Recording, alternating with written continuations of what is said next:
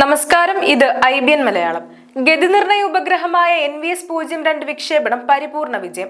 രാവിലെ 6:23 ശ്രീഹരിക്കോട്ട സതീഷ് ധവാൻ സ്പേസ് സെന്ററിലെ രണ്ടാം വിക്ഷേപണത്തറയിൽ നിന്നാണ് GSLV F-15 NVS-02 കുതിച്ചുയർന്നത്. വിക്ഷേപണം നടന്ന് 19 മിനിറ്റിൽ ഉപഗ്രഹത്തെ നിർണായ ഭ്രമണപഥത്തിലെത്തിച്ചു. 100ാം വിക്ഷേപണം എന്ന ചരിത്ര നേട്ടവും ഇതോടെ ISRO സ്വന്തമാക്കി.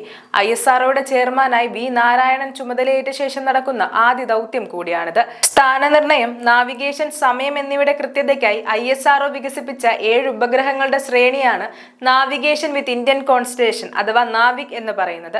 2250 കിലോഗ്രാം ഭാരമുള്ള ഉപഗ്രഹത്തെ 322.93 കിലോമീറ്റർ അകലെയുള്ള ഭ്രമണപഥത്തിൽ എത്തിക്കുകയായിരുന്നു ലക്ഷ്യം. GPS-ന് സമാനമായി സ്റ്റാൻഡേർഡ് പൊസിഷൻ സർവീസ് സേവനം ലഭ്യമാക്കുന്നതിന് നാവിക്കാണ്. രാജ്യവും അതിർത്തിയിൽ നിന്ന് 1500 കിലോമീറ്റർ ചുറ്റളവിലുള്ള പ്രദേശവും പരിധിയിൽ വരും. NVS-01 കഴിഞ്ഞ വർഷം മെയ്യിൽ വിക്ഷേപിച്ചിരുന്നു. News desk IBN Malayalam.